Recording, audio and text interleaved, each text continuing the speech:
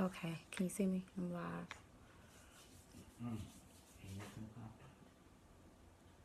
Um, so I am going to let some people come on.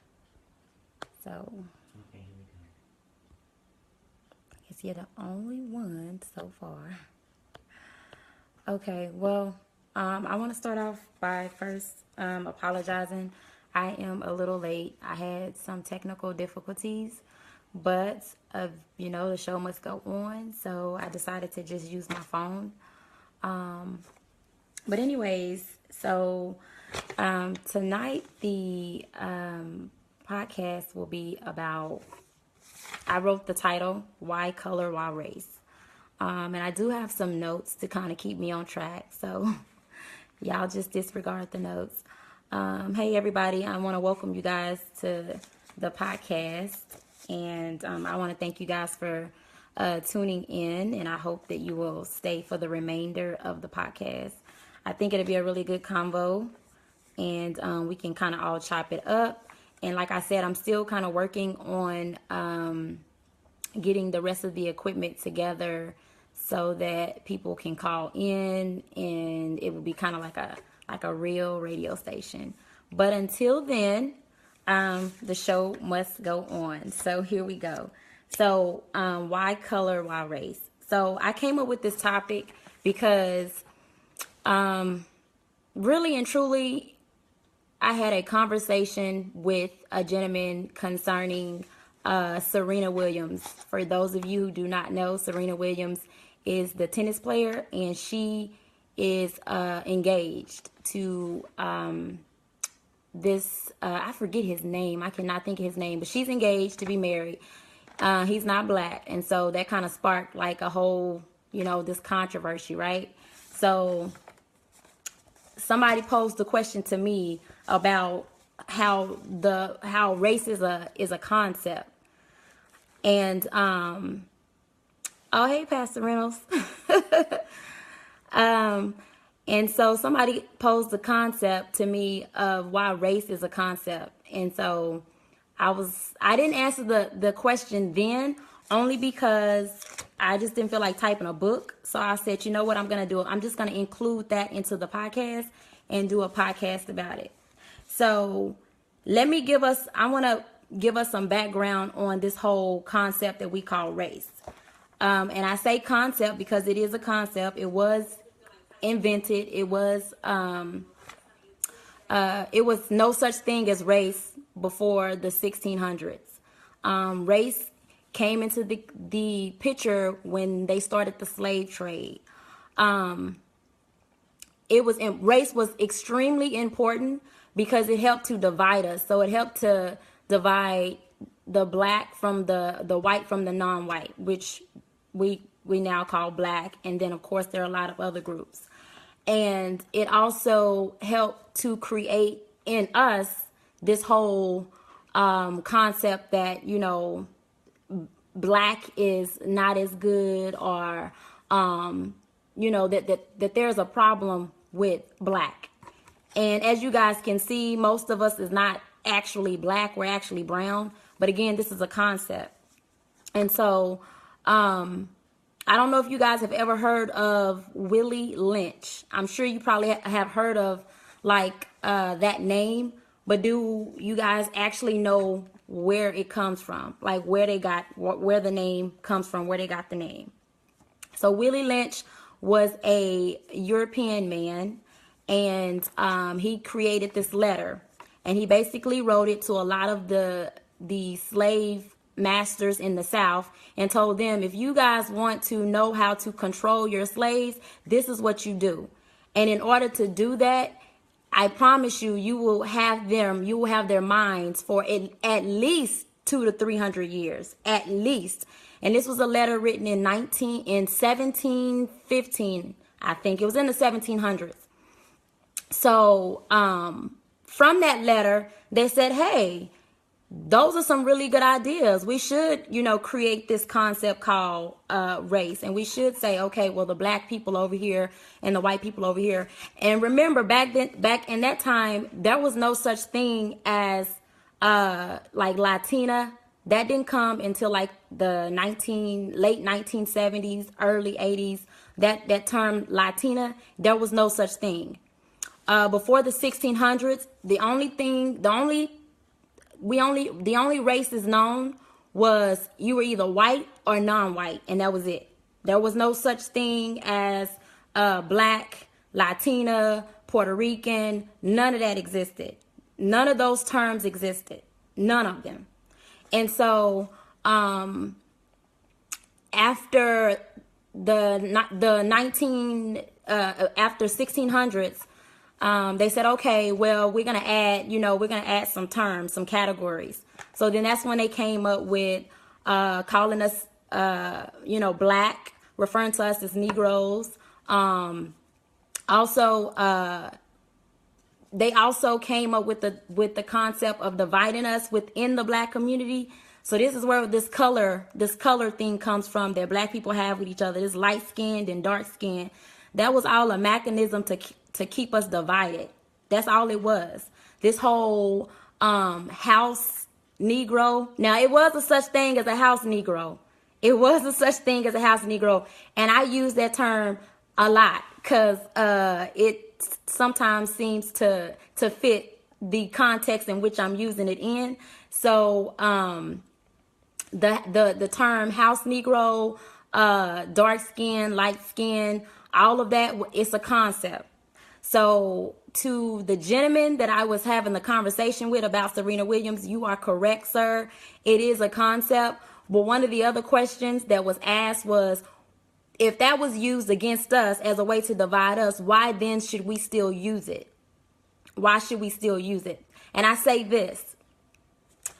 It's not that we should still use it, but since that's our reality, we definitely, that's just what we use. So there's no such thing as, we're just all human. If that was the case, they wouldn't brand our babies at birth.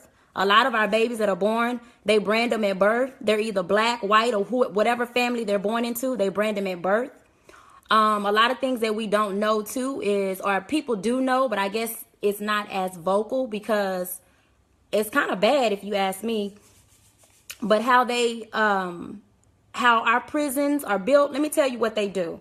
Race is important, and race has always been important. It's always been, we can say it's a concept, but if it's still being used to segregate and to divide, then you best believe that, okay, well, that's the reality that we live in. So, we don't necessarily have to buy into the concept. However, we do, because that's the reality that we live in. If you buy a home, they're going to ask you for your race category. If you go and ask for a loan, $10,000, $20,000 loan, they want to know what race you are in. So it is still a vital thing that is still being used, whether we say it's a concept or not. But back to what I was saying, when we go to buy a home, or when we go when we have kids in the hospital or whatever, race is still used. It is still widely used. And what they do is, when they build prisons, they'll go as far back as how kids are doing in school, reading levels. They will go and say, okay, well, 60% of the kids can't read. And that directly correlates with a lot of kids that are probably going to drop out. A lot of kids that are probably, just going to say the heck with the educational system. And so they build prisons based on our children, based on our kids. This is very, very, very serious. This is no game. Okay? They build prisons based on our juvenile detentions.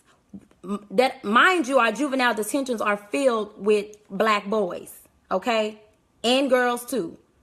But they build prisons. They also they do a lot of research in how all the different trends that are coming out and stuff like that. They go into black neighborhoods, or they go into black areas, and they take certain statistics, and they say, you know what? From these statistics, this is what we can expect 10 10 years down the line. And so because we can expect this is what we need to prepare for.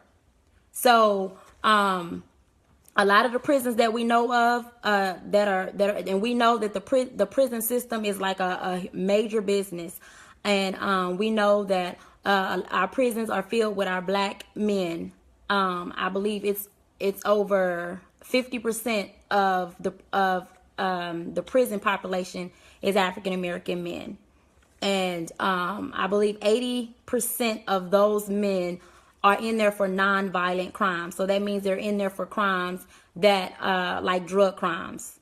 That's typically what it is, drug crimes. But they take those statistics, starting with our kids, and they say, you know what, because the reading levels are this, we can expect for them 10 years, 15 down the line to be incarcerated, to, you know, have to receive certain benefits. So yes, the concept of race does still matter. I also want to say this. Before the 1800s, there were only three. There was only three categories for race before the 1800s. After the 1800s, we had, you know, it was mainly in the U.S. alone, just mainly in the U.S. alone. Most people were referred to as white and non-white, which would mean you was referred to as black. And so after between the 1800 and 1900, there was only three categories for race. And then after like the 1960s, aka the civil rights, that's when we start seeing a lot of different other populations come into the country. And from that, they continue to add more and more and more and more and more categories. So I think right now today, there are about 18 different categories of how they divide us up in race. 18 different. Mind you, we started out with only two. You were either white or non-white, because a good majority of the population was brown. Okay, so if you wasn't white, they considered you to be non-white, which means they referred to you as a brown or a Moor, or in later terms, black.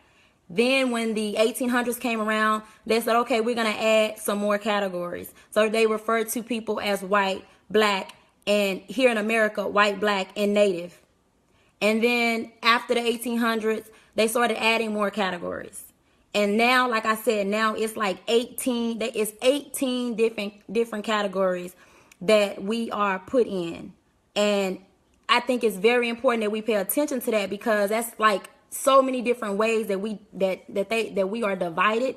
And it's also so many different ways that we look at people who are non-white, which, if you really want to break it down, we all brothers and sisters. But, you know, everybody don't think that, everybody don't believe that, everybody don't buy into that, and that's totally fine. I mean, you know, that's totally fine. But this podcast is not about that. That's going to be on another podcast. But I don't want to just talk. Excuse me. Sorry. I don't want to just talk. I do want it to be like an actual conversation. So from what I just said, anybody, if you're listening and you've heard from everything that I just said, is there anything you want to throw in the mix into the conversation? Anybody? Hey, Calandra. Anybody? I'm waiting. Anybody that's been listening from what I just said, from everything I just said, I do want to open it up, because I don't want to just talk. Because, I mean, I think everybody that knows me know that I can talk. I talk a lot. And I got a lot to say. So, okay, then I guess not. Okay, so, anybody? I'm writing. Okay. Well, I guess not. So, back to the, I wrote some notes, so you guys please forgive me. Oh, back to the Serena Williams situation. Are you right? Okay. Back to the Serena Williams situation. So the gentleman who I won't call any names. I won't call no names because I'm not finna put nobody on the spot. But there was a gentleman who so he posted something on his page about Serena Williams. And I would say everybody on that page but me, everybody. I'm always the lone. I'm always standing out there by myself. But he posted on his page, why is Serena Williams engagement, why should Serena Williams owe black men or anybody an explanation for who she decides to be engaged to and to marry? And that was what he posed on his post. And so I went on there and I said, this is what I said. I can't quote everything, okay, because I don't remember exactly, but this is along the lines of what I said. And as an answer to what he posted, I said that it's not that she owes people an explanation, but when she was being ran up out of arenas because they were body shaming her, and they were telling her that she looked like a man, and they were telling her that she was ugly and she wasn't attractive, and they was making fun of her African American features. Those were not black people, and it was the black people that came to her aid. So no, she doesn't owe anybody an explanation. No, I'm not saying she does. I'm not saying she does. I just was saying that, yeah, she should be grateful and thankful because it was black men and women who defended her. It was black men and women who went on the attack, trying to protect her because of that. And I mean, they even have, it was a video of another tennis player who she must have bundled up some clothes or something, and she put them in her pants, and it was supposed to be symbolizing Serena having a big old butt. And everybody was laughing. And I'm like, okay, so where were the white men then? Okay, where were the white folks then? I'm just saying, these are valid questions. Where were they then? Where was the outrage then? It was the outrage of the black community saying, wait a minute, that's what we find attractive. Dark skin, hair that's not necessarily silky, that's attractive to us. What are you talking about? I mean, her athletic body tone and everything, that's attractive. So it was black people that came to her defense. And so I voiced that on the under the comment section, and I just kind of it was a whole bunch of people that kind of went on the attack, basically telling me, well, I don't think it's none of our business. And I'm like, okay, well, if it ain't none of our business, then why are we talking about it? I mean, you got people writing posts about this very thing. So if it ain't nobody business, why are we talking about it? Because I never posted it on my page. So why are we talking about it? And then, of course, there were people on there that was basically saying that, they can't stand people who is against something. I forget. But anyways, the fact of the matter is, when he posted that on his page and I responded to it, one of the questions that he also posted was the concept of race, and how race was a concept and how we all bought into this concept. And I'm like, okay, that is true. Race is a concept. I think it was like in the 1980s is when African American, the term African American, the term that now most of us go by, that's black, that didn't exist before 1980. Jesse Jackson coined that term, because before then we were just referred to as black or Negro or black, Negro, and then y'all know the N-word. We were referred to as that. There was no such thing as African American. They couldn't, after slavery, They couldn't figure out what to do with us. They couldn't figure out if they should call us Americans, if we should be included. They couldn't figure none of that out. So for hundreds of years after slavery, we kind of just wandered around as just Negroes. We were not necessarily considered citizens. AKA the Dred Scott. Dred Scott. If y'all don't know what the Dred Scott case is, go look it up. It's very vital for every black person. Because I'm not this podcast is not gonna get into all of that, but go look it up. It's really good for if you don't know what the Dred Scott case was and what it entailed. I urge you to look it up because there's some good stuff on there. But before then, there was no such thing as African American. African American was a term that was coined by Jesse Jackson in like the 1980s, and then after that. That's when everybody started using it. That's when they kind of adopted it and said, you know what, I guess we can call y'all African Americans because, I mean, you guys, quote unquote, kind of come from Africa, but you've been here for so long, so you are citizens. So, yeah, it's okay. We'll call you African American. So that's where that term come from. So, yeah, it is a concept. But the fact that I feel like if that quote unquote concept can be used to tell us what family we are born into and all this kind of stuff. What is that? If a white man have a child by a black woman, why do the baby have to be in the black category? Good question. So, if you go to our Constitution, I want to say, I don't remember what amendment it is, but once upon a time, African Americans were not even referred to as human. We were not even human. We were 3/5. So if you had 3/5 of quote unquote black blood in you, you was considered African American.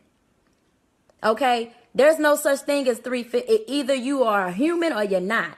You can't cut somebody up in half. You can't cut a human being in half and say, well, 3/5 of you is this and 3/5 of you is that. They created that because anybody who had a child with a black person, that child was automatically considered black. They also called it the one drop rule. So that's why they do that. So to answer your question, if a white man have a child by a black woman, why do the baby have to be in the black category? That's why. That was put in place during slavery. Because of course we all know that during slavery, a lot of the women and children and girls and even men, we were raped and all this kind of stuff. And so when the child came out of that, the child was automatically considered black. And so now we have, in the 21st century, we have, different categories for how they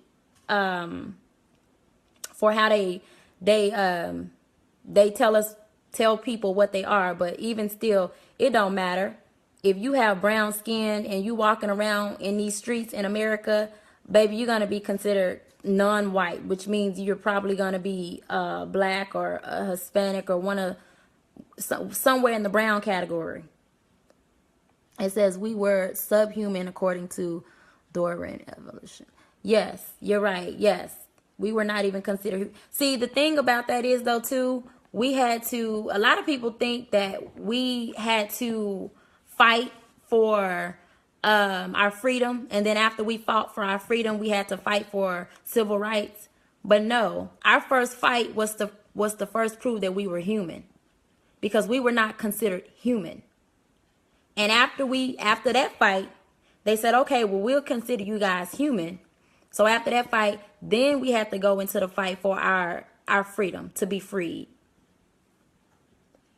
And then after that fight, our civil rights. And as we can see, we've been doing all this fighting and we still in the same place we've been in. So, I mean, we've only gotten so far with that. Are there any more questions? Or anybody want to throw anything in the mix? Because I don't want to just do a lot of talking. Anybody? No? Yes? No? Yes? Yes? No? Well, I do want to take the time out to thank you guys for tuning in. Thank you, LaRonda. I do want to take the time out to thank you guys for tuning in. I really appreciate the support. Now, I know tonight was...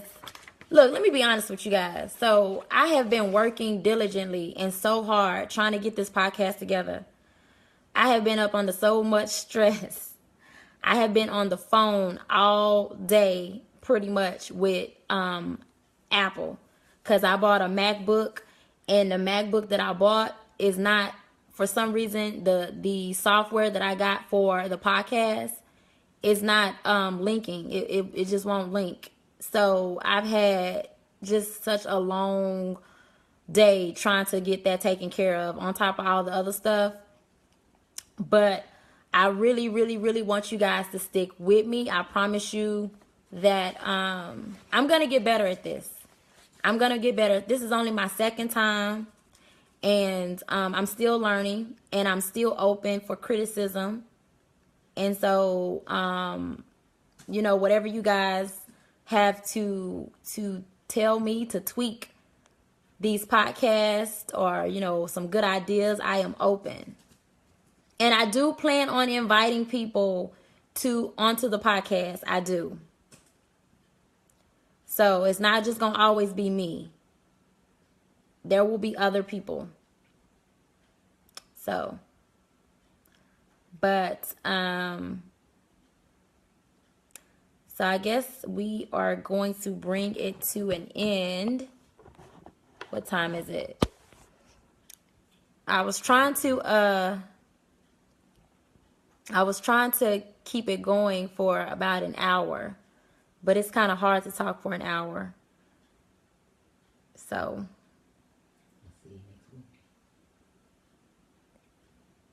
and I'm also thinking that the podcast will be on Mondays. It'll be on Mondays at 7. So every Monday I'm going to come on and I am going to do the podcast. So I want you guys to stay with me. And I asked for people to tell me what time would work best. So I'm hoping that people can tell me what times work best for them. Or should I do like random? I'm thinking I should do random. Okay. Well, I guess that concludes the podcast. I want to thank everybody who joined in for joining in. And I look forward to seeing you guys next week. I love you. And remember, you guys are more than welcome to inbox me.